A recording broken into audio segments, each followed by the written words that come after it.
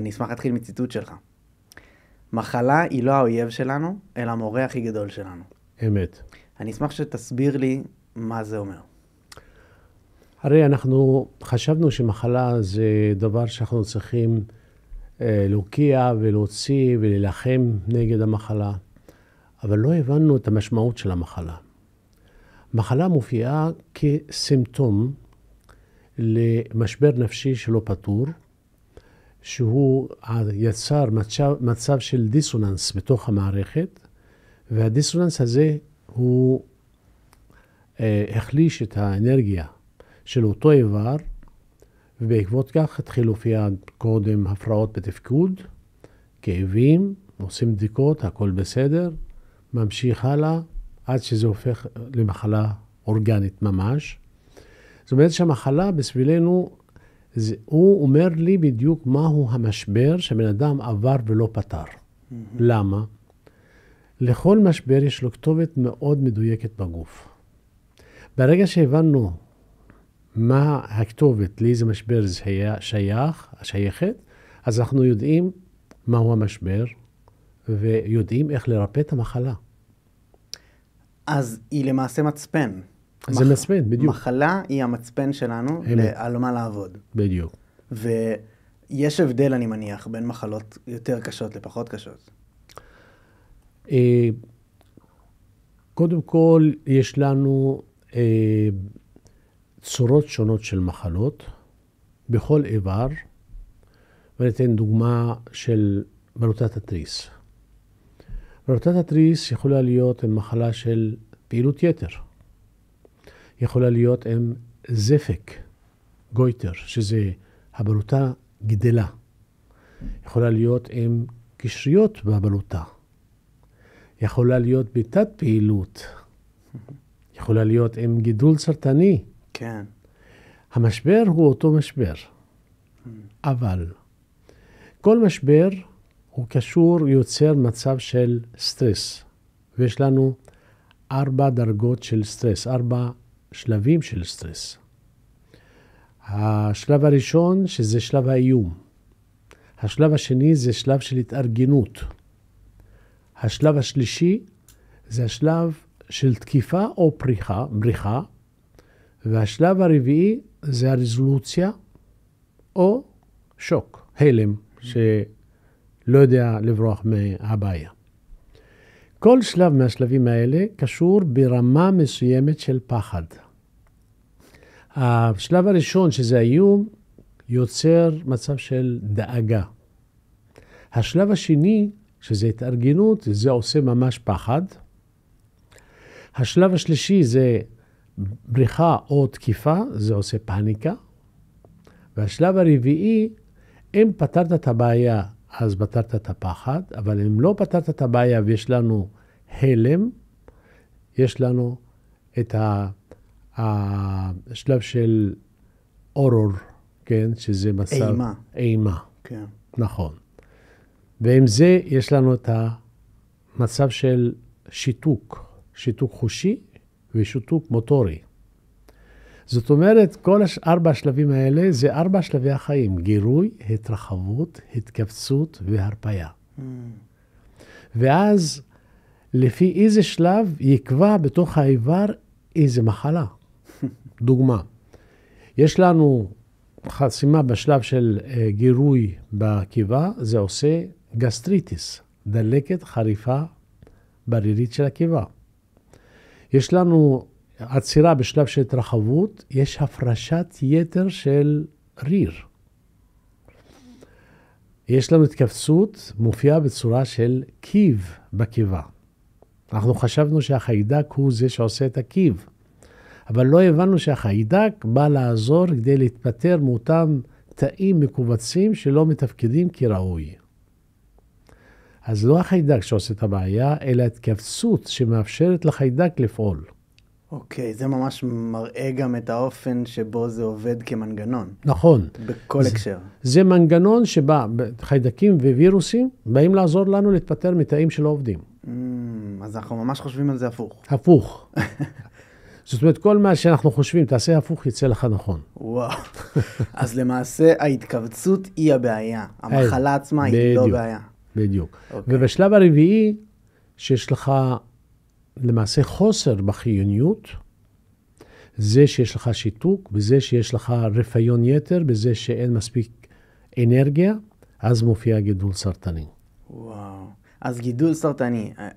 טוב, לפני שנגיע ברשותך למחלות קשות וההקשר שלהן, בוא נבין משהו, עוד משהו שבעצם מתקשר בדיוק למה שאתה אומר, ולציטוט הקודם, עם ציטוט נוסף שלך, שגם אותו אני אשמח שתסביר לי, ונראה איך זה מתחבר ביחד, כי עוד ציטוט שלך הוא, כל מחלה פיזית מתחילה ברובד הרגשי. הגוף מדבר את מה שהנפש אינה יכולה לבטא. נכון. אז מה הקשר בין בריאות הנפש למחלות פיזיות? הרי אני צריך קודם כל להגדיר מה זה נפש, ולהוסיף בנוסחה הזאת גם נשמה. מה שחסר לנו ברפואה זה להכניס את הממד הנפשי לרפואה, ומה שחסר בפסיכולוגיה להכניס את הממד הרוחני לפסיכולוגיה. הפסיכולוגיה חושבת שהכל מתחיל ונגמר במוח. אבל המוח הוא לא מייצר שום דבר, המוח הוא רק מאבד את הגלים של הנשמה. בדיוק כמו שהטלפון הסלולרי שלנו לא מייצר שום דבר. הוא מאבד גלים. הוא קולט דרך האנטנה, מאבד אותם, ואז יוצא. מה שיוצא זה החלק המודע של הנפש. מה שלא בא באינטראקציה איתו, זאת אומרת, יש לנו הרבה תדרים מסביב בתוך החדר, אבל כל עוד הטלפון לא קלט אותם, אנחנו קוראים לזה הלא מודע. הלא מודע זאת האינפורמציה שקיימת בתוך הנשמה, שלא באה באינטראקציה עם המוח. ואז יוצא לך שהנפש היא תוצאה מאינטראקציה בין האינפורמציה שיש בנשמה עם המוח. האינטראקציה הזאת גורמת לכך שהיא יוצרת תדר מסוים בנשמה. אם אני חושב חיובית, אז זה תואם לתדר שיש לי בנשמה. וזה עושה מה שנקרא התאבכות גלים בונה. בן אדם מאושר, הוא מרגיש חזק.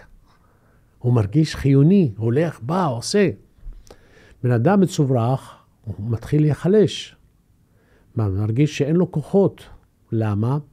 משום שנוצר התאבכות גלים הורסת. הגל של המחשבה השלילית הוא הולך נגד הגל הטבעי של הגוף, שיש לו אנרגיה. אין שום חומר שהוא ללא אנרגיה. כל חומר יש לו שדה מגנטי מסביב.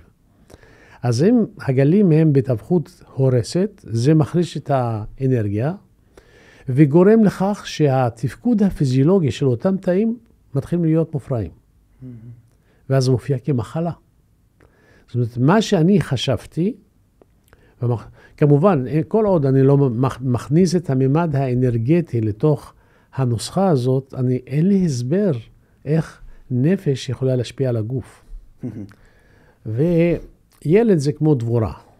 הוא עושה מה שהוא מרגיש בצורה ספונטנית, בצורה אינסטינקטיבית, ועושה את הדברים בלי מחשבה. כן? דבורה לא חושבת, והוא עושה. ואתה רואה שהדבורים עושים דברים מדהימים, מסודרים, בלי שאף אחד ייתן להם הוראות, אין להם ישיבת בוקר, ואין להם מנהל, ואין להם... כל אחת יודעת לעשות בדיוק מה שצריכה לעשות, מהדבורות. למה? הן מחוברות עם החוק. הן מיישמות את רצונו של האל. תחשוב. כן. למה? מה זה אלוהים? אלוהים הוא החוק שמנווט ומנהל הכל. אין מקום שאין בו אלוהים. ושום דבר לא פועל בצורה כזו ספונטנית, אינסטנטנית, בצורה רנדומלית, בטעות, במקרה. הכל מנוהל בצורה מדויקת, מדוקדקת. ברמה הכי קטנה, בתוך הגרעין עצמו. האלקטרון יודע בדיוק את המסלול שלו, והוא לא עושה טעויות מסביב לגרעין. ואתה אומר, רגע, מה מניע אותו? איך הוא יודע לא לעשות טעויות? אז זה החוק האלוהי. החוק האלוהי הוא בדיוק בא ללמד אותנו, שאם אני זורם איתם, אני חזק. אם אני מתחיל לסטות מהדרך, ואלוהים נתן לנו את המחשבה כדי לדעת איך לסטות מהייעוד שלנו.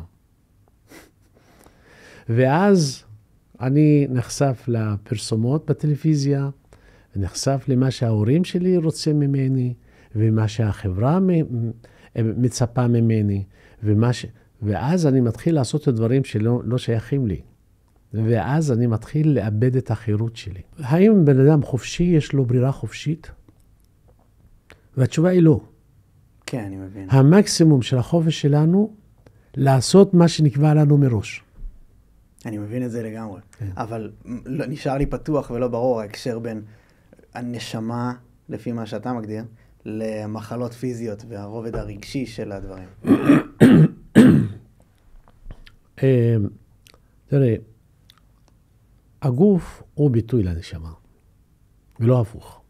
זאת אומרת, אם אני נראה כזה וחושב בצורה כזאת, משום שמאחורי שני הדברים יש אנרגיה ואינפורמציה מדויקת שגורמים לי להיראות כמו שאני נראה ולדבר כמו שאני מדבר. זאת אומרת, זה לא המראה שלי משפיע על הנפש שלי. כן. ולא המראה שלי לקח בצורה כאילו שזה גנטי. חושבים שהעיניים שלי ככה והאף שלי ככה והאוזניים ככה זה גנטי, דומה לאבא שלי. אבל זה לא מופיע בגנטיקה בכלל. עובדה שאני לוקח את האלב ומגדל אותם בצלחת פטרי, בתרבית, הם גדלים ואפילו מתחילים לפעום. אבל אף פעם לא נוצר לב. למה? חסר את השדה המורפוגנטי שהוא שייך לנשמה החייתית, שהיא זאת שמכוונת ומנהלת את הצורה של האיבר. זאת אומרת, בזה שיש לנו את הגן, הוא מייצר חלבונים. אבל אתה צריך תבנית שתסדר את הצורה התלת-מימדית הזאת, בצורה כזאת, והתבנית זה שדה מגנטי שיש לו צורה מסוימת. זאת אומרת, קודם לגוף הפיזי יש שדה מגנטי מדויק, שעליו הגוף הפיזי נבנה. אתה מבין? אני מבין, כן. ואז, כמובן, אם אני משנה את התדר, אם אני משנה את האינפורמציה הזאת, אז הצורה תשתנה. נניח שיש לי תדר מעל הכבד, שהוא תואם לאותו תדר של החומר של הכבד. כן. אוקיי? עכשיו, בן אדם חווה חוויה, והוא מרגיש שהוא לא קיבל מספיק אהבה מההורים שלו. מה זה עושה? משנה את התדר שמעל הכבד. ואז התדר של השדה המגנטי שמעל הכבד לא תואם לתדר של הכבד. קוראים לזה דיסוננס. הדיסוננס הזה יוצר את התאבכות גלים הורסת, ומתחיל לשנות את התדר של הכבד, והופך אותו להיות דומה למשל דוגמה, תדר של מעי גס. ויוצא שיש לך גרורה של מעי גס בתוך הכבד. משום שהאינפורמציה שמעל הכבד השתנתה, לזה קוראים אפיגנטיקה. היום הבינו שהגנטיקה לא קובעת כלום. מי שקובע זה האינפורמציה שמפעילה את הקוד הגנטי, והיא זאת שקובעת איזה חלק מהקוד הגנטי יבוא לביטוי, ואיזה חלק לא. לכן שני תאים שמכילים אותו קוד גנטי, כל אחת תתפקד בצורה אחרת, לפי המיקום שלה במערכת. וזה מה שקורה עם הדבורים. כן. הדבורים נולדים במקומות שונים בתוך הכוורת. וכל מקום יש לו שדה מגנטי שונה, בצורה יחסית למיקום שלהם בתוך השדה הזה. ויוצא שכל אחת תקבל אינפורמציה אחרת, ואז היא מייצרת חלבונים שונים, שגורמים לה לתפקד בצורה אחרת. ולזה קוראים אפיגנטיקה. אז אם תסביר לי את זה יותר ברמה מקושרת כזה לכל אחד שמקשיב. זאת אומרת, איך מחלה קרתה בוא, לפני שנלך למקומות קשים, של מחלות קשות, סופניות ודברים בסגנון. יש לי עכשיו איזושהי מחלה. באיזה אופן ההשפעה שלי הרגשית, כמה יש לי שליטה על זה, וכמה, איך זה בפועל קורה שזה משפיע לי על הפיזיקה? תראה, בואו ניקח גור של פיל. הלך לאיבוד. אז כשהוא הולך לאיבוד, מתחיל לבכות, כמו ילד. בשביל מה הוא בוכה? כדי לקרוא להורים שלו, להגיד, אני כאן, איפה אתם? כן? כשהוא בוכה, הוא שם לב שהבכי שלו נשמע על ידי חיות טורפות. מתחיל לפחד למות. מה הוא עושה? סוגר את הבכי שלו, מתוך חשש שלא ימות. כן? הסגירה של הבכי הזה, שזה מתח שבתוך הריאות, נתקע בתוך הסימפונות. יוצר מתח בסימפונות, והופכות להיות רגישות לכל גירוי חיצוני, והן מתכווצות מיד, לזה קוראים אסתמה. הבנת? ואם אני מפתח את זה במהלך החיים, אז זה סימן לזה שאני נמצא בסיטואציה שמכווצת אותי. נכון. אם אני מפתח אסתמה למשל, יש לי פחד נטישה מההורים. חד משמעית? חד משמעית. מתמטי. כל מחלה היא ככה? כל אסתמה היא פחד נטישה מההורים. כל אסתמה? כל אסתמה. איזה עוד מחלות, איך זאת? תראה לי עוד כאלה הקשרים. כל המחלות, ללא שום יוצא דופן, דוגמה, בן אדם יש לו מחלה במעי הגס, יש לו פחד מהביקורת. איך אתה מחבר את הדברים האלה? תחשוב שבמעי הגס יש גזים, נכון? הבן אדם לא משחרר גזים בנוכחות אחרים, מה יגידו עליו? נכון? מתוך פחד ביקורת. ואז כל פעם שיש לו פחד ביקורת, אותו איבר שמפחד מהביקורת הוא זה שמגיב. אז הוא מתכווץ. מי לא יודע שבן אדם נפרד מאדם יקר, פוגע לו בלב? כולם אומרים, כאב לי הלב. יש לי מועקה בלב, נטש אותי והלך. משבר פרידה פוגע בלב. וכולם אומרים את זה בצורה ספונטנית. שבר לי את הלב. הוא הלך ושבר לי את הלב. הוא מת לפני הזמן ושבר לי את הלב. מה בנוגע לצורך סבא שלי, מת מדום לב? כן. אתה חושב שפה יש הקשר למשהו רגשי שהוא הלב שלו חווה? בוודאי. באיזה אופן? תחשוב מה זה דום לב. רוב דום לב זה קשור בחסימה באחד מהעורקים, שגרם לאסכמיה, חוסר חמצון בתוך הרקמה של הלב, ושיכול לעשות התקף לב, זאת אומרת סגירה של העורק שמונעת מהזרימה של הדם, ויכול לעשות הפרעת קצב קטלנית. הפרעת הקצב הקטלנית הזאת, היא זאת שגורמת לדום לב. אז זאת אומרת, דום לב מתרחש משום שיש בעיה בלב. ובעיה בלב, משום שלפני 30 שנה, היה לו משבר פרידה מאדם יקר, שמה שראיתי, שיש אפילו קורלציה בין איזה עורק נחסם, ועם מי המשבר פרידה היה. וואו. פרידה יכולה להיות הרבה דברים.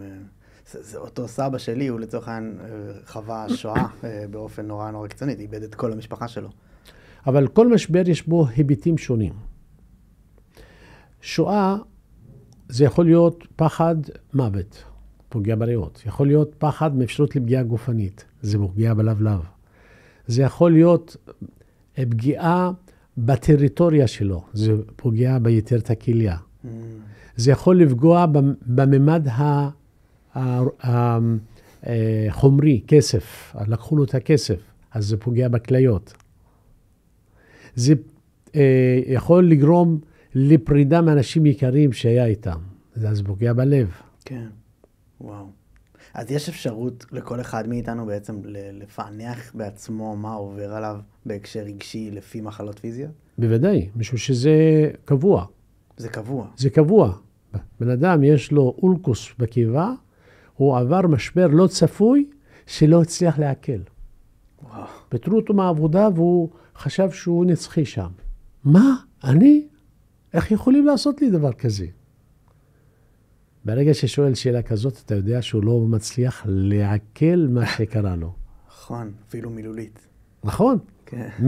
תחשוב על המילים שאנחנו אומרים אותם, ואנחנו שמים לב אליהם. מרתק. אתה מבין? ממש. הלוואי ויכולתי לשאול עכשיו שאלה שתיגע לכל בן אדם במחלה שיש לו. כי כל אחד מסתובב עם משהו, לדעתי, לפחות הרבה מאוד אנשים, ואתה אומר שכל אחד מאיתנו נכון. יכול לזהות באופן הרגשי מה קורה לו בעצם בגוף. בעיה של הכליות, למשל. מה מדברים על כליות מבחינה עממית? ומה קשורות הכליות? אומרים מוסר כליות. נכון? כן. מה הקשר כליות עם המוסר? עכשיו, כליות, מעניין שהן מייצרות אבנים. מה שמצאתי, שכליות קשורות במשברים חומריים, עם כסף. בעבר היו משתמשים באבנים כדי לשקול את הסחורה. וככל שהסחורה יותר שווה, אז האבנים יותר כבדים. אז לייצר אבנים זה כמו להגיד, אני רוצה להיות יותר עשיר. כן. ומה היו עושים בעבר? היו מזייפים באבנים. ואז היו עושים דברים לא מוסריים. ואז קישרו את המוסר עם הכליות. שזה קשור בחומר בעצם. כן. אז כל מחלה בכליות היא קשורה בהיבטים חומריים. מטורף. אז איפה אתה בחיים שלך? מה עברת שהוביל אותך להתחיל לחשוב ככה? להתחיל לראות את הבריאות באופן הזה? שאלה מעניינת, שואלים אותי כל הזמן. נראה כאילו שהייתי צריך לעבור משהו כדי לשאול את השאלות האלו, ולא עברתי כלום. לא היה לי כלום. ממש. לא היה לי איזה טראומה, לא היה לי איזה משהו. אבל כל הזמן הייתי סקרן וחוקר. וכל הזמן שאלתי שאלות כמו ילד קטן. עד היום, אבא, למה זה ככה? למה זה ככה? למה זה ככה? כמו כל ילד. שואל. אני לא מקבל שום דבר כמובן מאליו, ואני רוצה להבין את המנגנון שעומד מאחורי הדברים. וככה נכנסתי לשאול שאלות, ואני מוצא את עצמי שואל על הנשמה. מה זה נשמה בכלל? למה לא מדברים על נשמה? האם זה לא מדעי? ואז, שאתה מגדיר נשמה כאנרגיה ואינפורמציה שממחישה את הגוף ואת הנפש, אז זה הופך להיות ברור. אין שום דבר שיכול לפעול בלי אנרגיה. והאנרגיה הזאת מדויקת, היא לא אקראית. אז מה הבעיה לקרוא לאנרגיה ולאינפורמציה נשמה? שהיא ממחישה את הגוף. בלי הנשמה זה גופה. החומרים זה אותם חומרים. גופה בבן אדם חי זה אותם חומרים. ההבדל היחיד זאת האנרגיה. זה כל כך ברור, כל כך פשוט, שקשה להאמין שלא מקבלים את זה. כן, וזה בעצם מסקרנות, זה מה שהוביל אותך. נכון. סקרנות, אני לא... הייתי קצת חולני כשהייתי צעיר, היה לי מחלת רינו בידיים. הידיים היו הופכות להיות קרות, ממש, כחולות, אחר כך לבנות, כשהייתי מחמם אותם, הופך להיות ממש דלקתי, כואב, ידיים ורגליים. וכמובן, קופת חולים, כל הזמן, מחלה אוטואימונית, אין לה ריפוי. אני נוסע לאיטליה ללמוד רפואה, ושם יותר קר, אבל כל מקום זה מחומם, והייתי צריך להתלבש חם, משום שזה קר. והמחלה נעלמת. ואני מרים משקולות, ובונה את הגוף, פתאום אין מחלה. לא אוטואימונית ולא כלום. מעניין ממש. אני חוויתי משהו דומה לאחרונה בהולנד. לא, אין לי מחלה, פשוט הרגשתי שמרוב כמו שאתה מתאר עם הקור, הייתי צריך להתלבש חם. נכון. וזה עשה לי משהו שפה אין לנו, אבל גם משהו באוויר הרגיש לי נקי כזה, וואו. זה כנראה גם קשור נכון, באיטליה נכון, למה שאמרת, נכון? האמת שאתה נכנס, אתה עולה על המטוס, פתאום יש איזו תחושה של רוגע. בדיוק, כן. יורד לך קיטבג מהגב. משהו השתנה באווירה. ממש. אני ממש מסכים ומתחבר. אני רוצה לשאול אבל כן משהו שאתה אמרת שלא עברת טראומה, אבל כן אמרת, שמעתי אותך אומר, שבילדות שלך עברת בעצם, הבית היה מקום לא פשוט. זה משהו שעיצב גם את האופן שבו אתה רואה את הדברים האלה? לא, זה לא היה פשוט, אבל אני לא חוויתי את זה כדבר קשה. לא היה לנו כסף להורים שלי לקנות לי צעצועים. אז אני עשיתי צעצועים בעצמי. אני גדלתי, תחשוב שאני גדלתי בתור ילד, לא היה חשמל אפילו, איפה שגדלתי. כמובן לא היה טלוויזיה, לא היה מקרר, לא היה כלום. אז הכל היה... כן, קיבלתי מכות מאבא שלי, אבל זה היה טבעי. מה זאת אומרת טבעי? זה נשמע משהו די דרמטי עבור הגוף, לא? לא, בכלל לא. משום שקודם כל קיבלנו מכות מכל המורים. זה דבר טבעי. איפה שאתה הולך, אתה מקבל מכות. ורציתי לשחק עם הילדים של השכונה, שאבא שלי אמר, תשמע, הם שובבים, אל תלך תשחק איתם. ואני עשיתי חשבון, הולך, משחק, חוזר, מקבל מכות וממשיך הלאה. לא הפריע לי. נהניתי מהמשחק עם הילדים. ידעתי שאני חוזר מקבל מכות. מה זה? קצת מכות.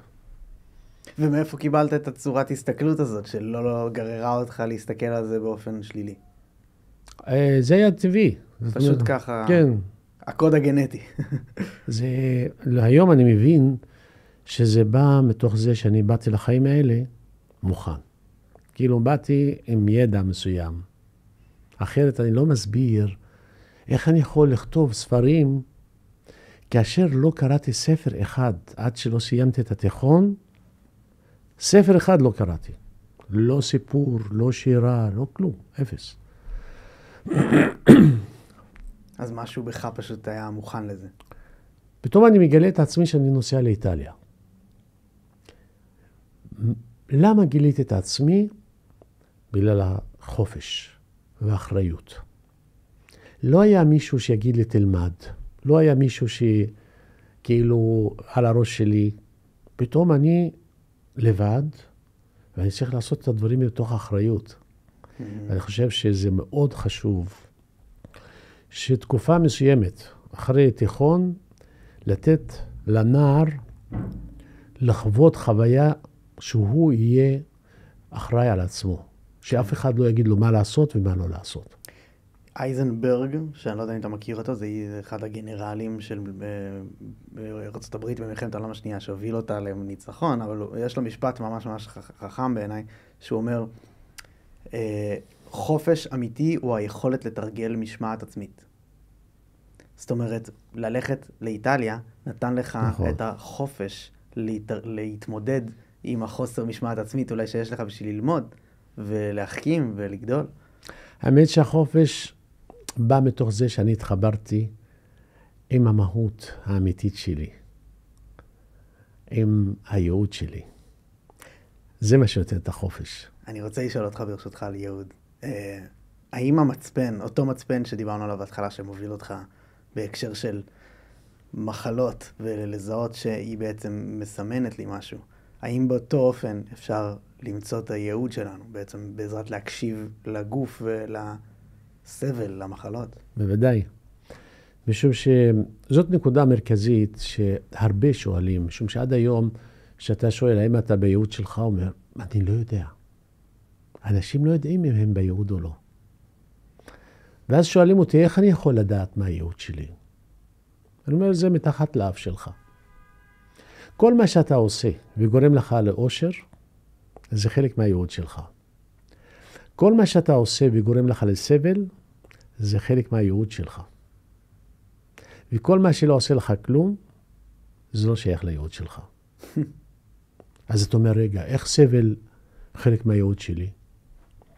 הרי תחשוב, אתה סובל מדברים שאכפת לך מהם, שאתה רוצה אותם, שאתה רוצה להשיג אותם, שהיו לך ציפיות לעצמך וזה לא תממש.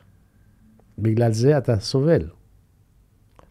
ואז אתה מבין שרק דברים שהם רלוונטיים בייעוד שלך, יכולים לגרום לך לסבל. קוראים לנו הרבה דברים כל יום. רוב הדברים אני לא רואה, לא מרגיש, לא חש. מה כן אני רואה? הדברים שנוגעים לייעוד שלי. ואז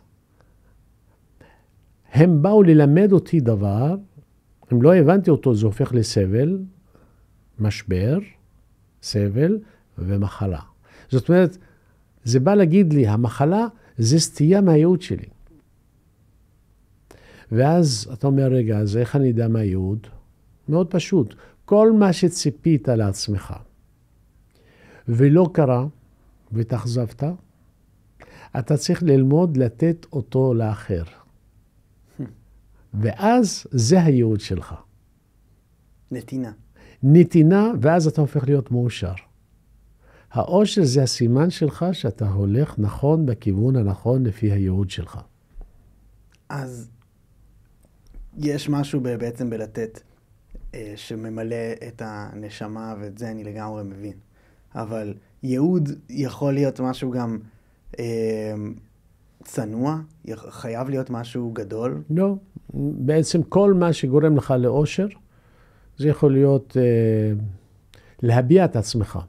ואז אנחנו מבינים שכל אחד יש לו אישיות, יש לו מזג, יש לו טמפרמנט שונה מהשני. כן. ואז יוצא שהדברים שמעניינים אותך, הם שונים מהשני, ואז מה שמעניין אותך זה חלק הייעוד שלך. ותמיד אני אומר, הרבה אנשים לא יודעים במה לעסוק. אני אומר להם, מה היית עושה בחינם? מה שאתה מוכן לעשות אותו בחינם, תעשה אותו כמקצוע. למה? בזמן עשייתו אתה מאושר. לא אכפת לך מכסף. ובגלל זה שאתה עושה אותו מהנשמה, יגרום לך להרוויח הרבה כסף. ואם אין כסף זה לא אכפת לך, אתה מאושר. אז אין לך בעיה. מה הייעוד שלך? הייעוד שלי, מה שאני עושה. אני מרגיש, תודה לאל, מחובר עם הייעוד שלי. כל דבר קטן שאני עושה הוא חלק מהייעוד. כל דבר שאני עושה באהבה, זה חלק מהייעוד. זאת אומרת, הייעוד שלך הוא ללמד את העולם על הדברים שאנחנו בעצם מדברים עליהם. הנה, הייעוד שלי זה להראות את האנשים את הייעוד שלהם. הייעוד שלך הוא להכווין אנשים לייעוד של עצמם. נכון. הייעוד שלי זה לפתוח את הנפש ואת הלב ואת הנשמה, לפעול מתוך אהבה. ולמצוא את הדרך שמקרבת אותנו צעד נוסף בכיוון האור האלוהי. זה הייעוד שלי. אז מה בנוגע לאהבה? מה החשיבות הבריאותית שלה? קודם כל בואו נגדיר אהבה. מה זה אהבה? במה היא עשויה אהבה? האם אהבה יכולה להיות עשויה ממשהו? עובדה שהיא קיימת, זאת אומרת שיש משהו. ומה שגיליתי שאהבה זה שטף של פוטונים וירטואליים שיוצאים מהבן אדם האוהב לאדם הנאהב. אנחנו עשויים מנשמה, והנשמה הזאת עשויה מפוטונים וירטואליים. השדה המגנטי במדע יגידו לך שהשדה המגנטי עשוי מפוטונים וירטואליים. למה הם וירטואליים? משום שלא מצליחים למדוד אותם. אבל מרגישים את האפקט. שדה מגנטי, אתה לא יודע ממה הוא עשוי. כשגיליתי את המבנה הפנימי של הקוטב, של המגנט, הלכתי לפרופסור במכון ויצמן, בהתלהבות. ואני אומר לו, פרופסור, גיליתי את הקוטב המגנטי, איך הוא עשוי? הוא אומר לי, איזה קוטב? הוא אומר, של המגנט. הוא אומר לי, אבל אין קוטב במגנט. אמרתי, מה, הוציאו אותו? הוא אומר לי, זה נוחות מתמטית, אין כלום שם בפנים. נוחות מתמטית? אבל אני רואה שהקווים הולכים למקום אחד. מה יש שם? הוא אומר, זה הסתבריות. אין כלום. והקו הזה המגנטי שאני רואה אותו, שאני שם פירורי ברזל על נייר, מתחתיו יש את המגנט. אני רואה קווים. ממה עשוי הקו הזה? לא עשוי. זה עניין של הסתבריות. אני אומר לו, פרופסור, הרכבת ביפן הולכת על שדה מגנטי.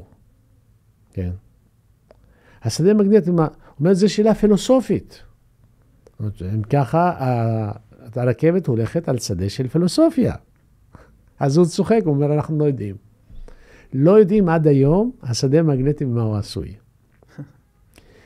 וברגע שאתה מבין, המוגבלות של המדע, שהגבילה את עצמה, אמרה שהמציאות יכולה להגיע לגודל של 10 בחזקת מינוס 33 סנטימטר. מתחת לזה, בשביל המדע, לא קיים כלום. לא קיים כלום. אבל יש הרבה פוטונים שהם מתחת לזה. בגלל זה קוראים להם פוטונים וירטואליים. יש עולם רוח שלם קיים מתחת לממד הזה. זה טוב, פתחת פה משהו שאפשר לשאול עליו מלא שאלות, אתה מרגיש לי שעוד לא הבנתי עד הסוף מה את הקשר של זה לאהבה.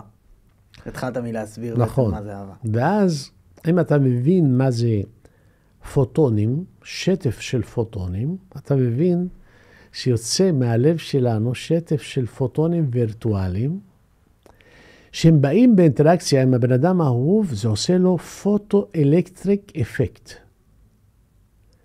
האפקט הזה, איינשטיין קיבל פרס נובל עליו. זה היום שמשתמשים בו כדי להפוך את האנרגיה של השמש לחשמל. פוטו-אלקטריק. מהפוטונים הופכים להיות חשמל. אז תחשוב שבן אדם אהוב מרגיש, וואו, עושה לו משהו אהבה. אתה אומר, מה זה? הוא אומר, לא יודע, אבל אני מרגיש יותר חזק, אני יותר חיוני. ואז אתה מבין בעצם שהפוטונים שלך, שהם אפילו לא מוגבלים למהירות האור. כן. אבל זה בפועל בלב? הפוטונים שלך יוצאים מהלב. באיזה אופן? בצורה, תחשוב איך עשויה הנשמה. הנשמה זה שדה מגנטי, עשוי מפוטונים וירטואליים, שיש בו 7 מרכזים אנרגטיים, שמתחת לכל מרכז, שזה כמו מערבולת כזאת, קוראים לזה צ'קרה, יש בלוטה אנדוקרינית, אבל הנשמה האנושית, תחשוב שיש לך שדה בצורת תפוח מסביב לגוף. זה השדה המגנטי, יש לו צורה של תפוח, נכון? אז החלק הפנימי של הקונוס של התפוח מגיע עד הלב. ושם הנשמה האנושית דבוקה והיא מגיעה ומחוברת ללב. זאת הסיבה שאנחנו הרבה פעמים מדברים על אהבה, אתה אומר נשמה שלי, הלב שלי. כן. מבטאים את זה במילים, אבל לא מבינים את המשמעות, וזה אמיתי. כמו שאר הדברים שאנחנו אומרים אותם, ואנחנו לא עומדים לחשוב עליהם. כן. אז כמו שמקודם אמרת על בעצם מחלה שיכול להיות לצורך אובדן, יכול לגרום לי לכאב בלב. נכון. האם אותו דבר גם הפוך? זאת אומרת, כשאני חווה משהו שלילי, למלא את הלב באהבה יכול להחלים אותו? בוודאי, וזה בדיוק תהליך ההחלמה שאנחנו עושים. אנחנו פותחים את ערוצי האנרגיה מחדש, ופותרים את המשבר הנפשי, נותנים לבן אדם להביע את הרגשות שקשורות במשבר הנפשי, אבל זה לא מספיק. צריכים להשלים תהליך של למידה. את זה אני אשמח שתרחיב לי כמה שאפשר, על איך מחלימים. ברגע, הבנו שמחלה זה תוצאה של דיסוננס, בין השדה לבין האיבר. הדיסוננס הזה נגרם על ידי משבר נפשי, משום שנוצר משהו צורם בתוך המערכת שלי. תחשוב שאתה שומע צליל צורם, מה זה עושה לך? זה מציק, נכון? אז משבר עושה תדר צורם לאיבר. אז כל הזמן האיבר תחת השפעת הצליל הצורם הזה, כן? ואז שאני מאתר את המשבר, ואיך אני פותר אותו, קודם כל אני נותן לו לראות את המשבר מחדש ולחוות אותו מחדש. משום שאנחנו מפנימים את הדברים ומונעים מעצמנו להביע את הרגש בצורה חופשית. ברגע שאני פותח, יש לי שטף של פוטונים. השטף של פוטונים מחיה. תחשוב שיש לך מים עומדים ומים זורמים, ואת ההבדל ביניהם. המים עומדים הם ריקבון. כן. ברגע שמתחילים לזרום, הם יוצרים חיים.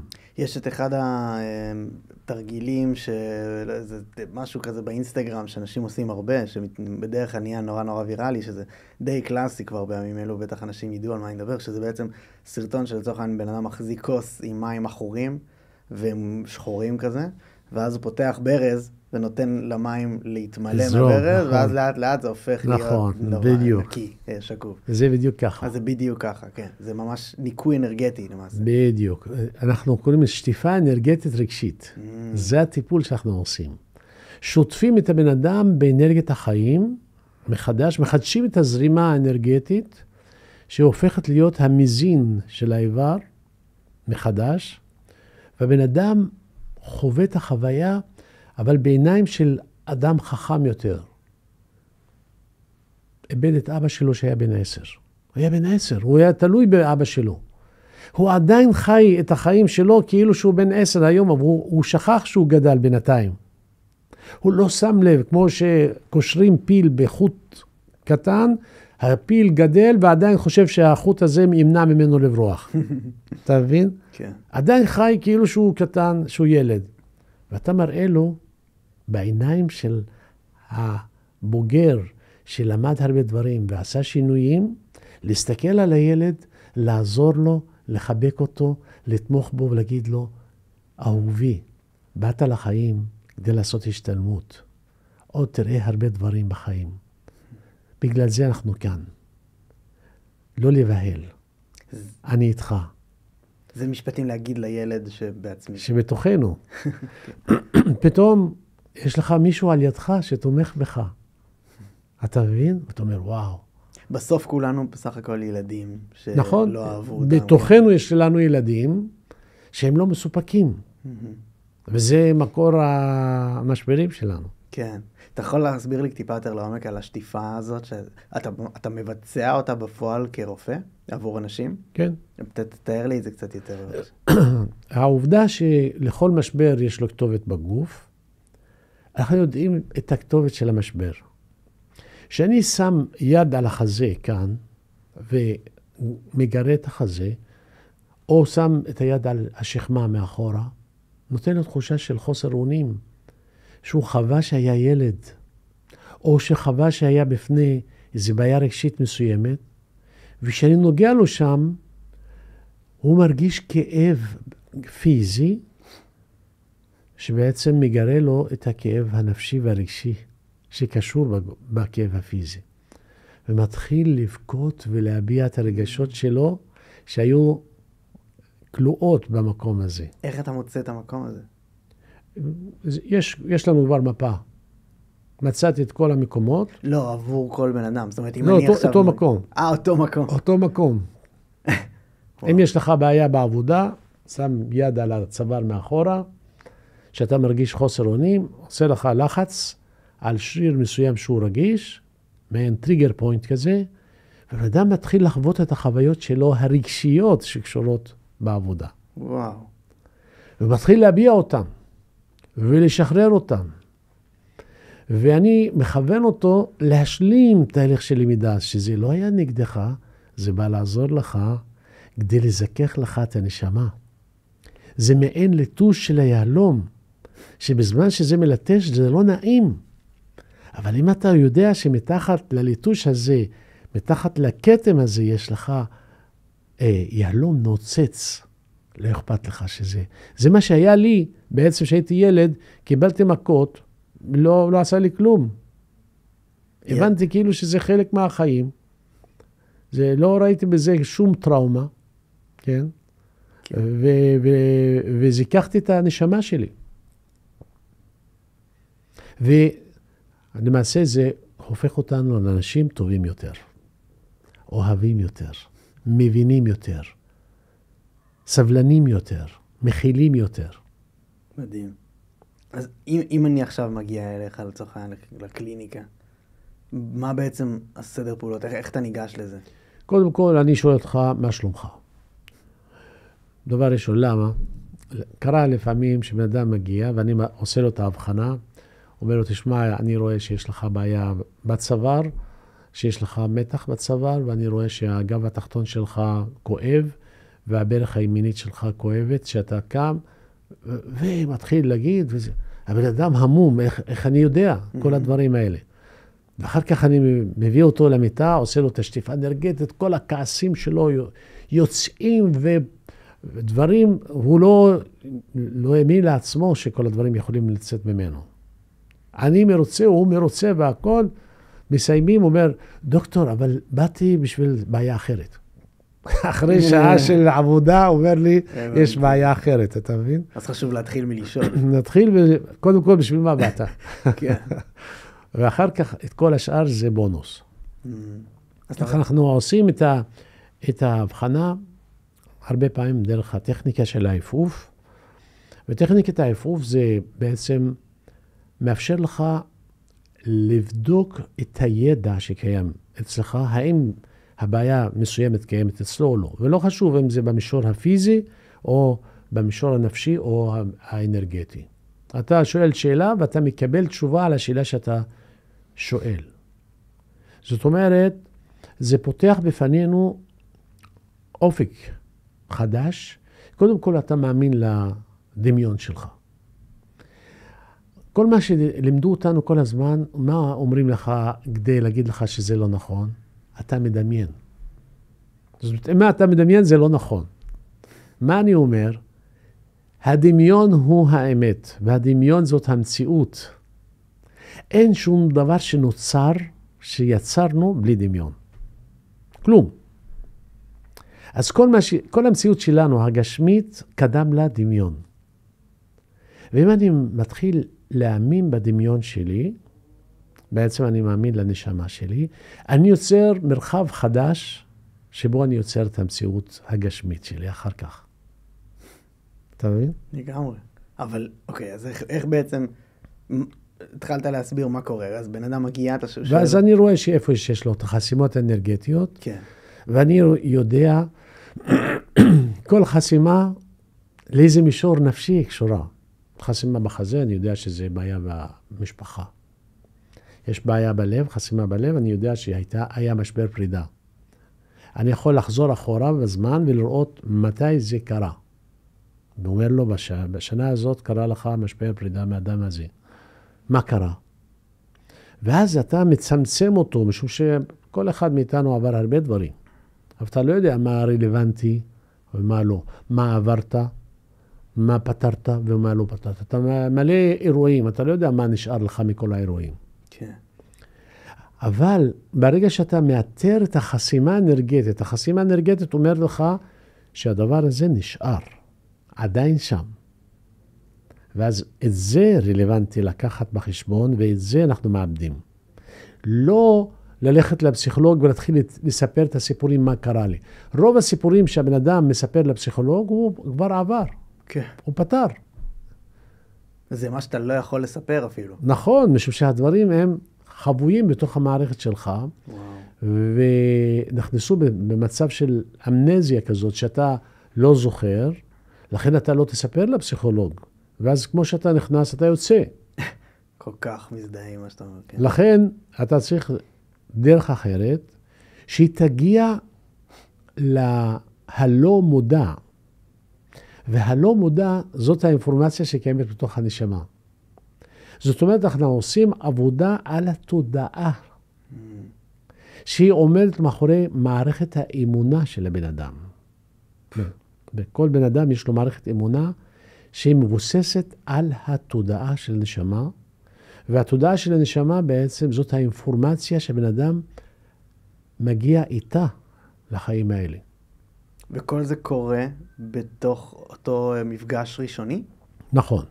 וכל זה קורה במפגש הראשון. אתה עושה את האבחון, אתה עושה את הטיפול, הבן אדם חווה את החוויות, מגיע לתובנות, לפעמים שיחה זה אפילו מספיק.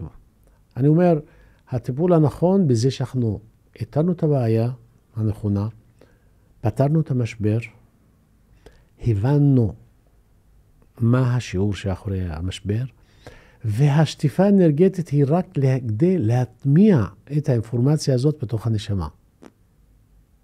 אבל אתה צריך להבין אותה קודם. וואו.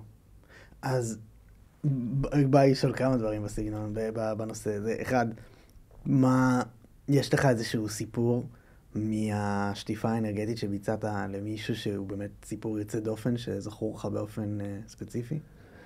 תראה, יש לי באמת הרבה סיפורים. לפעמים דברים שאתה לא מאמין שזה יכול לקרות. באה אליי אישה מנצרת, עם סיפור שהיה לה גידול סרטני בשד, עשתה כימותרפיה וקרינה וניתוח, והחלימה. והיא במעקב רגיל, ואז אחרי 5 שנים, במסגרת המעקב, עושים לה בדיקות, ומוצאים שיש לה גרורות כמעט בכל מקום. מה זה גרורות בדיוק? גרורות זה שמוצאים סרטן במקומות שונים בגוף. זאת אומרת, הוא התפשט. הוא התפשט. אומרים שהוא התפשט. בעצמות, בריאות, בכבד, ברחם, באגן, מלא. ואז אמרו לה, תשמעי, אין מה לעשות, הביתה. במצב כזה יודעים שהסיכוי להחלים בטיפולים הוא כמעט אפסי, לכן לא עושים לה טיפול. והיא מגיעה אליי ואומרת, דוקטור, אני לא מצפה כלום, אני יודעת את המצב שלי, ואמרו לי לבוא ואני באת. אמרו לי לבוא.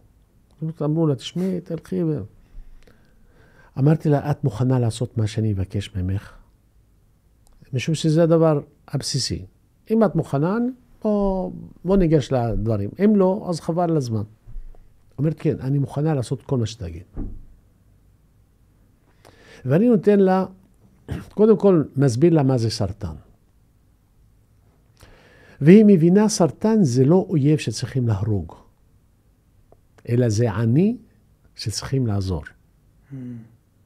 תא סרטני זה תא חלש, שאין לו מספיק חיוניות, והוא מרגיש איום קיומי, ומתחיל להפריש צאצאים כדי לשרוד.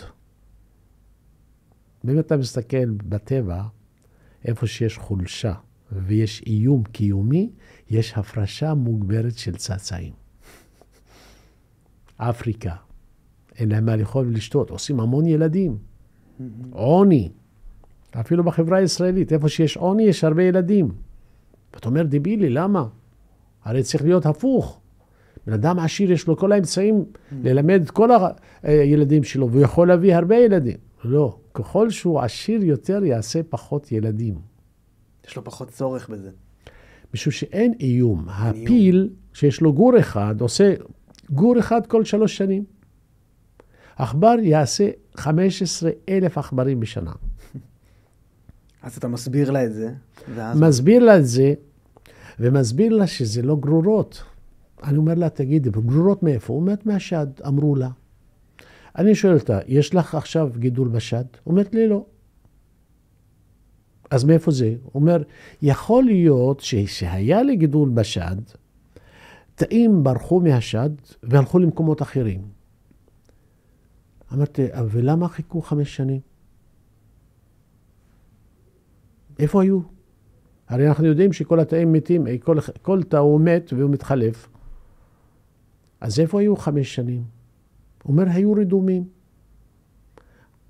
אז איך אפשר ללמוד אולי להשאיר אותם רדומים כל החיים, שלא יתעוררו? אז יוצא בעצם שהנושא של גרורות הוא בעייתי. למה? משום שאין לנו הוכחה באמת שזה גרורות. אמנם יש איזו זהות מבחינה היסטולוגית לאיבר המקורי, אבל זה לא אומר שזה בא משם. ואז אני אומר לה, תשמעי, אנחנו כדי לרפא את המחלה, צריכים להזין את התאים. תא שאת מזינה אותו באנרגיית החיים והופכת אותו לעשיר, הוא לבד מפסיק לעשות ילדים. והיא הבינה את הרעיון. והתחילה לשתות מיצי ירקות, 10 כוסות ליום, לעשות יום חוקן קפה, שזה מעלה את... הקפה הוא חומר אנטי-אוקסידנטי פוטנטי מאוד חזק. לקחת פטריות, מרפא, לישון טוב, להיחשף להשמש, להימנע ממצבים שהם מלחיצים, לקחה את החיים שלה בידיים כמשימה. אני רוצה, ולהכניס אמונה בלב שהיא מסוגלת להחלים. ונתתי לה את האמונה הזאת, נתתי לה את הביטחון שהיא יכולה לעשות. סיפרתי לה סיפורים של אנשים קודמים לה שהצליחו. אתה מבין? היום אני מספר את הסיפור שלה לאנשים אחרים. אתה מבין? כל פעם אני מספר את הסיפור. האישה הזאת, 15 שנה אחרי, עדיין חיה, ללא גרורות, פרט לשתי גרורות באגן, שהולכות איתה כל הזמן, ומזכירות לה להמשיך לעשות את הדברים. וואו. איך אתה מסביר את זה בעצם למי שעכשיו מתקשה להאמין? אם הבנו את המנגנון של היווצרות הסרטן, אם אני מודד חשמל של תאים סרטניים, אני מוצא שהפוטנציאל ממברנה, פוטנציאל ממברנה זה למדוד את ההפרש בין פנים תא, שזה הציטופלזמה, וחוץ תא. כמו בטריה. אתה מודד, יוצא שהפוטנציאל ממברנה פחות מ-36 מיליוולט. אין תא בריא שהוא מתחת לסף הזה. רק תאים סרטניים. אם אתה מטעין את התא בחשמל, ועובר את הסף הזה, לבד מפסיק להתרבות. אז כל אדם שיש לו סרטן, זה אותו סיפור, אותו מקרה? בהקשר של ההסבר שאתה נתת? בוודאי. והבינה גם את המשבר שלה, מאיפה זה בא. משבר שקשור בשד ימין, שזה המשבר לא מיני עם בן זוג שלה, שעליו בזבזה יותר מדי אנרגיה רגשית. והתחילה לשפר. אומרת, במילא אני הולכת למות. אז בואו נשפר את היחסים בינינו. מה אני מפסידה? וזה עזר לה. וזה עזר לה. יש לך עוד סיפורים בסגנון? אני אשמח ממש לשמוע. כן, בחור צעיר, בן 25, 26, הוא בן של מזכירה שעובדת אצלנו, עם טרשת נפוצה. וקיבל אינסוף סטרואידים, וכל פעם יוצא מהמצב שהוא היה בו, וכל פעם קצת יותר חמור, ועוד פעם, הפרעה בראייה, הפרעה בהליכה, שיווי משקל, בעיה בדיבור, ושאלה אותי אם אני יכול לעזור לה. בוא. מעניין, אז אני בדקתי לו את הנקודות של האקופונקטורה, חשמלית, בדקתי אותם, ומצאתי שיש לו בעיה בריאה הימינית, ההורים שלו גרושים, והוא חי עם אמא שלו. היה לו משבר נטישה מאבא שלו, הריאה הימינית. יש לו בעיה משני הצדדים, שמאל וימין, במעי הגס, פחד מהביקורת. גם אמא וגם אבא שלו מבקרים אותו כל הזמן. חסימה במרידיאן של הלב, היה לו 3 פעמים פרידה שבחורות עזבו אותו והלכו. יש לו חסימה בפריקארד, שזה הממברנה שמגינה על הלב, התחיל לפחד לאהוב מתוך חשש שלא ייפגע עוד פעם. ואני עושה לו שטיפה אנרגטית, כל הכעסים יוצאים והכל, ועושה לו את הבדיקה עוד פעם, מיד אחרי. כל המרידיאן שלו היו בהרמוניה מדויקת. הכל היה ירוק, וזה צבע של הנורמה. הבן אדם הזה, פעם אחת עשיתי לו, והוא הבריא לחלוטין, עד היום. זה היה לפני 20 שנה. מה עשית לו שם? שטיפה אנרגטית. מה בפועל קרה? נגעת בכל האזורים שמנית עכשיו? כן, למעשה נותן לו את האנרגיה דרך הראש. האנרגיה שזורמת היא נתקלת איפה שיש חסימות, ואיפה שיש חסימה יש רגש, הרגש מתפרץ החוצה והחסימה נפתחת. מה זה אומר אבל רק נותן לו אנרגיה מהראש? אני עומד מאחורי הראש, וממש מזרים לו. אני מדמיין שאני נותן לו אנרגיה. והדמיון הוא מציאות. יוצא מהידיים שלי שטף של פוטונים. הפוטונים הם דוחפים את הפוטונים של השדה המגנטי של הגוף שלו. זה אינטראקציה בין שני שדות מגנטיים. וההשתחררות הרגשית מובעת באותו רגע? כן, זה כעס, זה צעקות, זה מכות על המיטה, זה דברים ממש, כאילו שהוא חווה את החוויה עכשיו. וואו. וזה היפה שבדבר. טוב.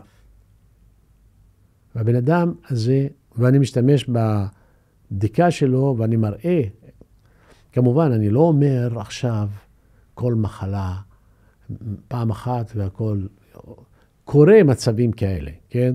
קורה. אבל ככל שהבן אדם יותר במודעות, ועושה את השינוי, מבין יותר, לכן אני היום משקיע בהבנת הדבר, במנגנון, שהבן אדם צריך להיות חלק פעיל מתהליך הריפוי. לא שאני שם אותו על המיטה ואני עושה לך צ'יק ואתה מבריא. לא, אני רוצה שאתה תבין, אתה תלמד. באנו לחיים כדי ללמוד. האירוע הזה שקרה לך בחיים, לא הבנת שבא לשרת אותך, חשבת שהוא נגדך. לכן דחית אותו. ברגע שדחית אותו, נוצר משבר. מה זאת אומרת דחית אותו? לא קיבלתי. לא קיבלתי שאבא שלי הולך ונוטש. לא קיבלתי. אנחנו צריכים ללמד את הילדים שלנו, שכל מה שקורה לנו זה בא כדי לעזור לנו לזכך את הנשמה, ולהפוך אותנו לאנשים טובים יותר. אוקיי, אז בהקשר גם של ילדים וגידול ילדים, כמה אנחנו צריכים להתערב לדעתך בהכוונה של לאן הם גדלים? תראה, ילדים צריכים הכוונה. אבל אנחנו צריכים להתבונן בילדים, ולהבין את השפה שלהם, ולדבר את השפה שלהם כדי שההכוונה שלנו תפעל נכון. אני לא יכול לדבר עם ילד בשפה שלי, אני הורה המבין, ואתה ילד שאתה לא מבין, אני אגיד לך מה צריך לעשות, מה נכון ולא נכון. אני צריך להתבונן בו, ולהבין מה טוב לו בינו לבין עצמו, מה הוא מסוגל לעשות באהבה, במה הוא משחק. מה הדבר שהוא משחק בו לא מרגיש שהזמן עובר? מה המקצוע או החומר הטוב ביותר שיש לו בבית ספר? ולהביא לו מורה למקצוע הטוב, ולא למקצוע החלש. כן. לחזק מישהו, להתבונן בקוד, לכל אדם יש לו קוד. לגדל אותו להיות מה שהוא הגיע להיות בעצמו. בדיוק, לפי הייעוד שלו. הייעוד שלו. לגלות את הייעוד שלו ולתמוך בו בייעוד שלו. אתה המורה שלו. הרבה הורים מביאים את הילדים שלהם עם מטרה לגדל אותם להיות משהו כמו יהודים או משהו בסגנון. הרי מה הם עושים? הם רוצים ליישם את השאיפות שלהם דרך הילדים. אבל אתה רצית ללמוד רפואה, הוא לא אוהב רפואה. אז מה אתה לוחץ עליו? זה לא בשבילו. ויש הרבה, אני מכיר הרבה, שסיימו רפואה, שמו את התעודה על הקיר, והלכו לעשות דבר אחר. פתחו בר בדיוק, כן. אתה מבין? לגמרי. בוא נשאר רגע בשטיפה ובזה. יש לי שאלה שאולי תגיד לי כמה זה אפשרי בכלל לענות עליה, אבל אם לצורך העניין ניקח אותי אפילו כאיזה דוגמה, ואני אבקש ממך לעשות משהו בלייב, מה שנקרא. שטיפה אנרגטית. לא שטיפה בפועל, לא להגיע לאקסטאזה, אלא יותר האבחון עצמו. זה משהו שפיזית אתה יכול לעשות? בוודאי. אתה רוצה שננסה? כן, נעשה. למעשה מה שאני עושה, אני קודם כל מזהה את הנקודות תורפה שקיימות אצלך, אזור הצוואר, שזה המקצוע, אזור הבטן, מקלעת השמש, שזה פחדים מהעבר,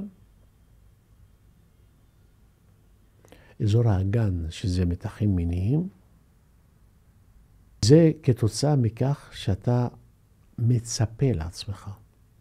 אתה לא בנתינה אמיתית. אתה לא באהבה. אני לא באהבה? אתה לא באהבה. מה זה אומר? זה אומר שאתה בוחן את הדברים, כמה זה נותן לך, מה זה עושה לך. אתה מבין?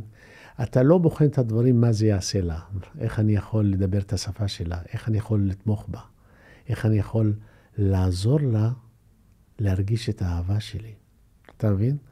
אבל התנאים הם אלה המכשול. בגלל זה שזה לא ככה, אני לא ככה. בגלל זה שזה לא עובר ככה, אני לא ככה. ואז נוצר מתח, והמתח בעצם יוצר משבר, יוצר דיסוננס בתוך המערכת, והדבר הזה מפריע בזרימת האהבה החופשית. וואו. ואתה מרגיש משהו תקוע שם. אתה אמרת צוואר, ואמרת לבלב? אני לא בדיוק זוכר. הלבלב זה מקלט השמש. מקלט. פחד. פחד. כן. והצוואר אמרת מקצוע. הצוואר זה הביטוי עצמי, זה המקצוע. מה אתה מזהה שם? למעשה, שם זה הקושי להרגיש שבאמת, אתה רוצה לעשות דברים מסוימים, ותמיד יש לך תחושה חסר, זה לא מספיק. אולי אני צריך לעשות יותר. במקום לחוות את החוויה שלך כאן ועכשיו, במלואה, ואתה אומר תודה לאל על מה שיש לי עכשיו, מחר יום חדש. היום הרגע הזה זה הרגע הכי חשוב בחיים שלי. אין יותר טוב מהרגע הזה. ואני נהנה בצורה מלאה מהרגע הזה. ואז אין לך תחושה של חוסר. אני אישית, אני אומר, אני לא צריך כלום. אני לא מחפש כלום, ולא רץ אחרי כלום. וכל הדברים באים. הבנת? לגמרי. ככל שאתה רץ אחרי דבר מסוים, תרגיש את החוסר. אם ברגע זה אני רוצה לשתות מים, מיד חסר לי מים. אבל אם אני לא רוצה, אז לא חסר לי. ואיך בפועל אז עשית את זה? מה עשית בעצם? אני חי כאן ועכשיו. לא, אני מדבר על האבחון. אלא. האבחון שאתה הסתכלת עליי עכשיו ואמרת כמה אמירות שממש הרגשתי אפילו שהן רלוונטיות. איך עשית את זה אבל בפועל? אני דמיינתי אותך מולי כאן, ובדקתי איפה שיש חסימות אנרגטיות, מכיוון ואני יודע שכל חסימה למה היא שייכת, אתה מגיע לאבחון בצורה בתוך שניות. זה מרגיש כמעט מיסטי, למרות שאני מניח שזה לא. זה לא. זה בדיוק העניין שפרצתי את המסגרת הזאת שאומרת שדמיון זה לא מציאות. אמרתי, דמיון זאת מציאות, וזו מציאות קוונטית. ברגע שאני מדמיין, אני יוצר אותך כאן מולי כמו הולוגרמה כזאת. ועל ההולוגרמה הזאת אני שם את היד ובודק מה כן ומה לא. והאפיים שלי מגיבות לפי מה שאני שואל. אמרתי, אם יש חסימה, תעפף, אם לא, אל תעפף. איפה שזה מעפף, יש חסימה. וואו. נשמע כמו כוח על. זה לא כוח ולא על. אלא שזה עיקרון פיזיקלי שאומר, אם יש לך זרימה אנרגטית בשריר שהוא מתוח, הוא מתחיל לרטוט. תחשוב, אם אתה עכשיו מתחבר לחשמל, נכון?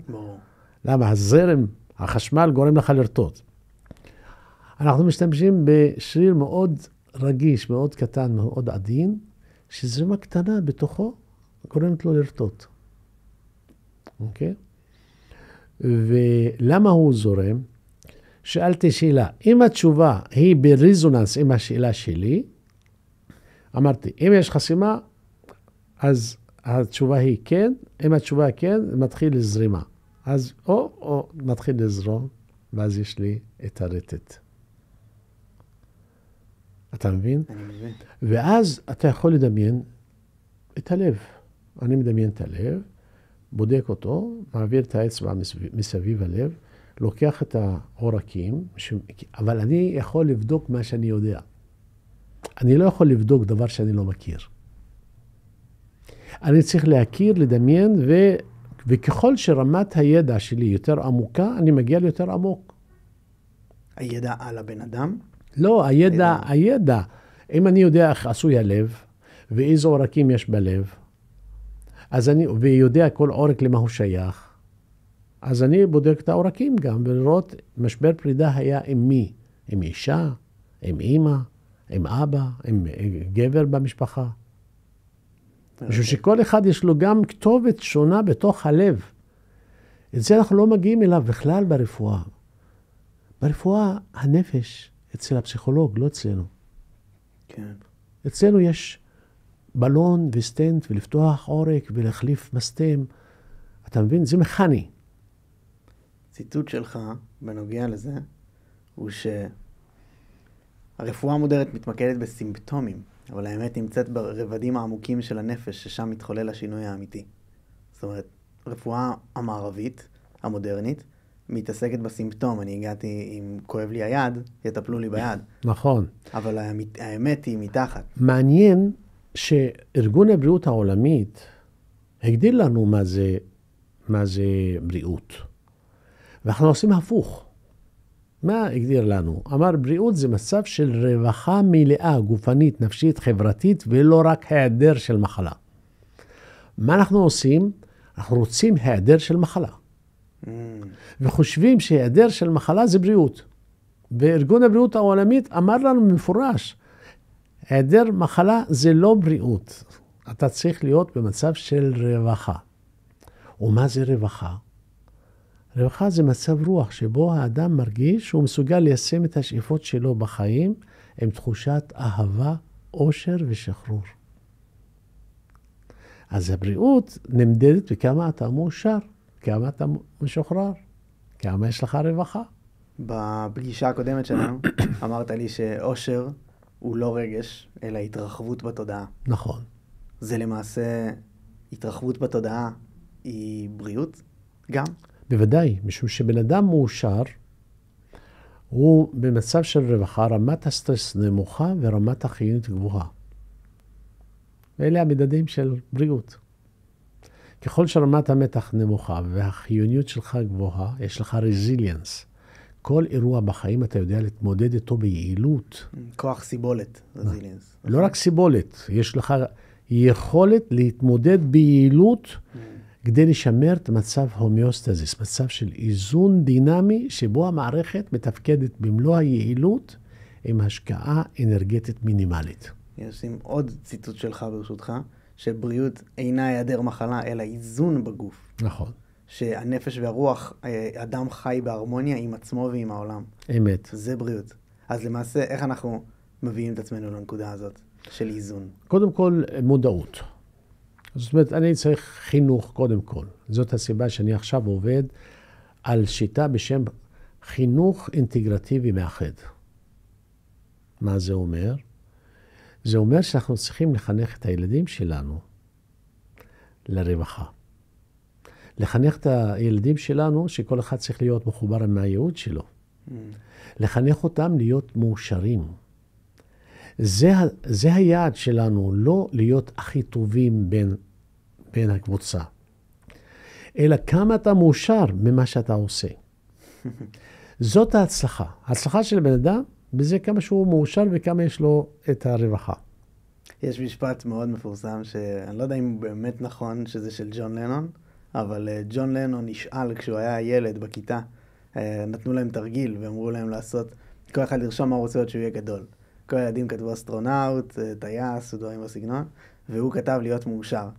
והמשפט הוא שאמרו לו שהוא לא מבין את המשימה, הוא אמר להם שהם לא הבינו את החיים. יפה מאוד. זה באמת ככה, משום שהדבר הזה בעצם הוא ביטוי שעדיין אנחנו בנשמה החייתית, התחרותית, שרוצה להשיג לעצמה כדי להיות הכי חזקה, הכי יפה, הכי עשירה, שמגיע לה את הטריטוריה, את המין, את הצאצאים ואת החומר ואת המעמד החברתי. וכל זה חייתי. אבל אני לא הנשמה חייתית ולא הגוף.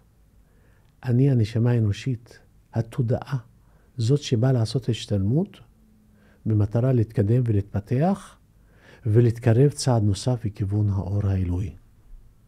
העניין פה הוא ההשוואה שהוא הבעיה? לא, העניין הוא המטרה. זאת אומרת, בשביל מה יותר טוב להגיד תכלית ולא מטרה, משום שהחיים הם לא מטרה. זה תכלית.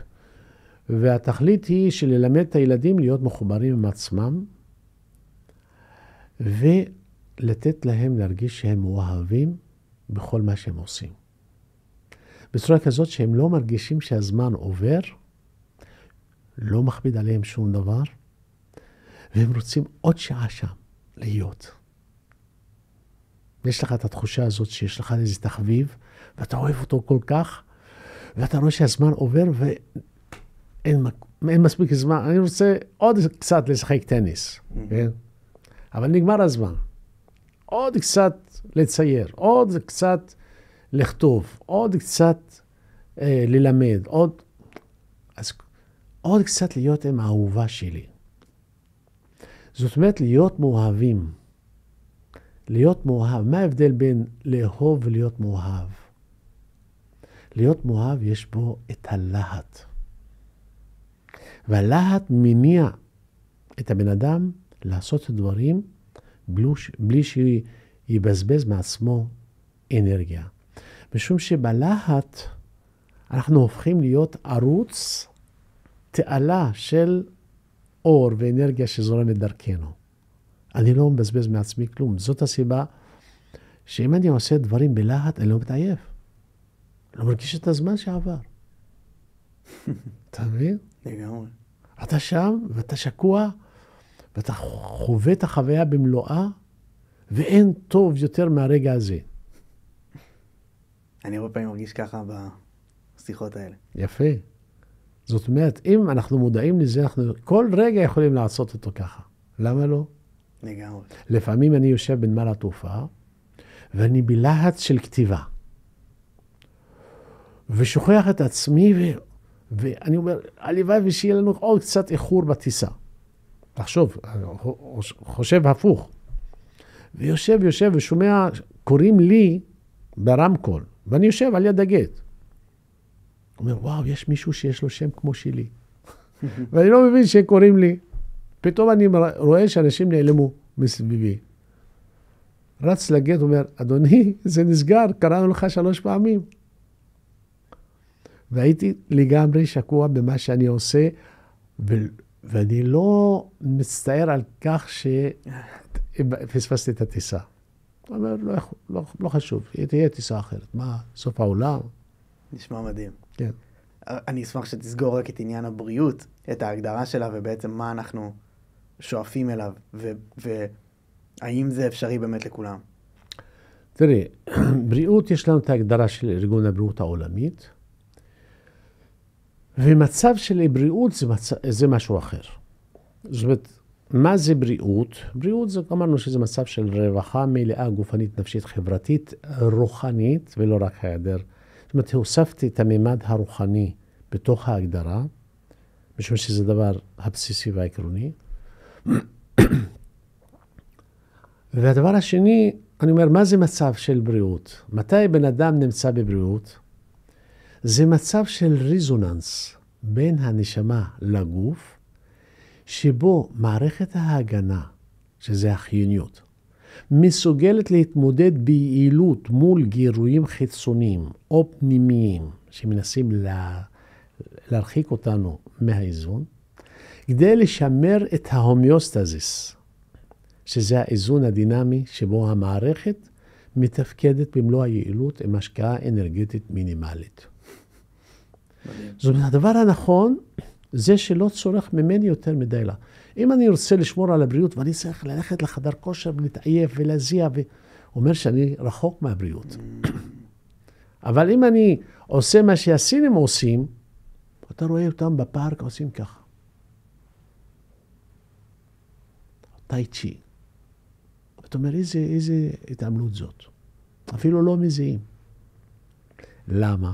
ברגע שאתה מאוזן, אתה לא צריך להתאמץ כדי להשיג את הבריאות. אז האיזון הוא העניין של היעדר מאמץ?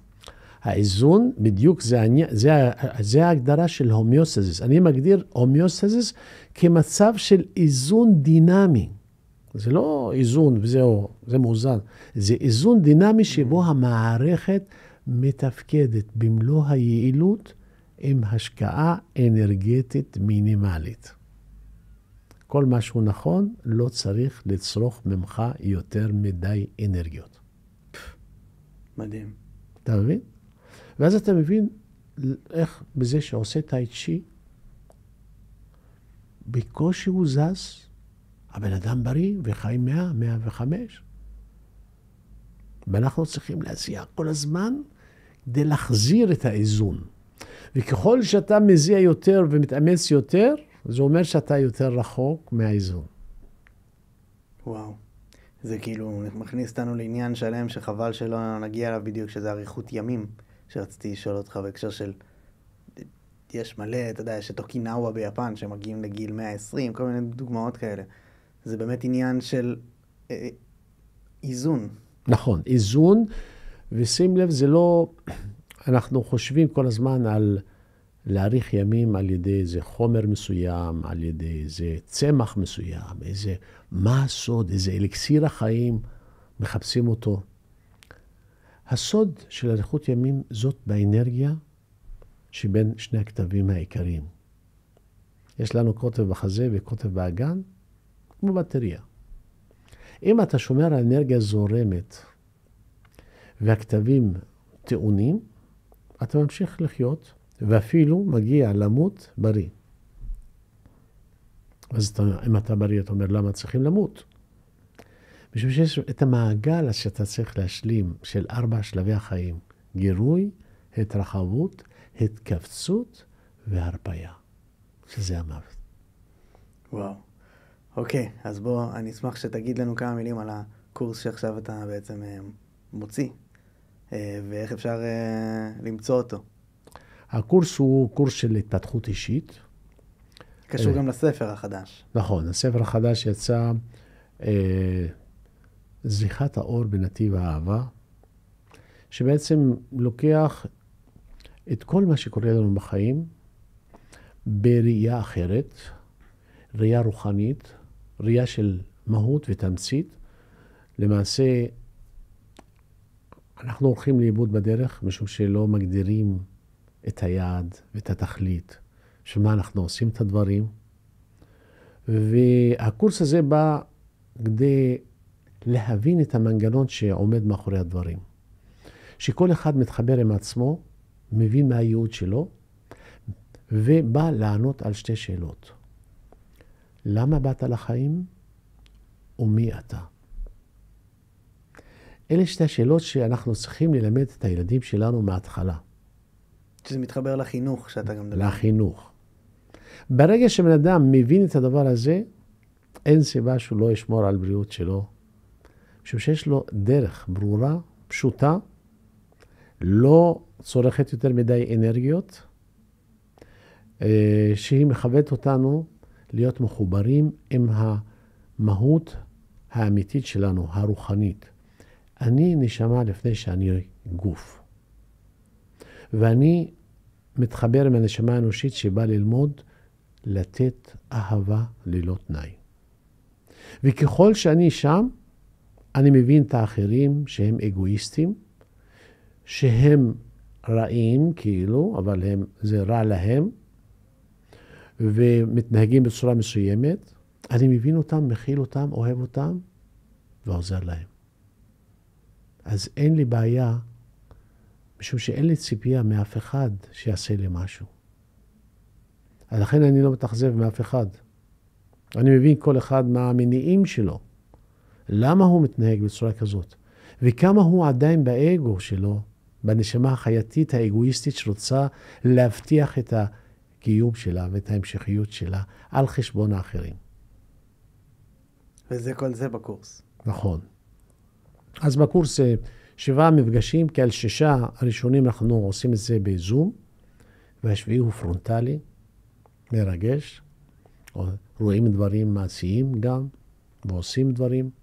מדהים. אני יכול להגיד לך, אנשים שהשתתפו בקורס הזה, אומר שזה שינה להם את החיים. ותחשוב שבסופו של דבר אנחנו מדברים דברים פשוטים, שבקלות כל אחד מתחבר אליהם, אבל בחיי יום-יום אף אחד לא מכוון אותנו לשם. אף אחד לא שואל את השאלות האלו. לשאול שאלות מהותיות כמו, מה זה אלוהים? מה זה חיים? מה התכלית של החיים? מה זה מלאך? מה זה שד? ואתה שואל שאלות שאתה נתקל בהן יום יום. אבל אתה לא עומד ומהרהר ואתה, טוב, מדברים, אומרים. ברגע שאתה מתחבר עם זה, פתאום אתה יכול להשתמש בזה בחיי יום יום.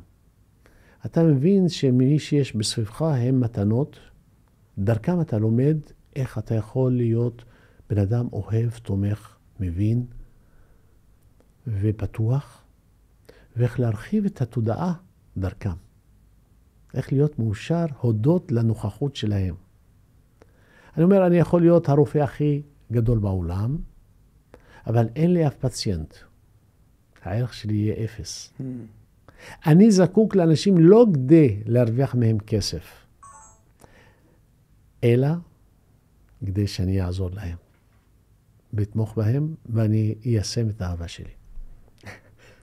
מדהים. טוב, ממש ממש תודה. נאדר, היה מדהים. תודה רבה לך. שכן ירבו, שנעשה עוד כאלה בשמחה. תודה, תודה. תודה רבה.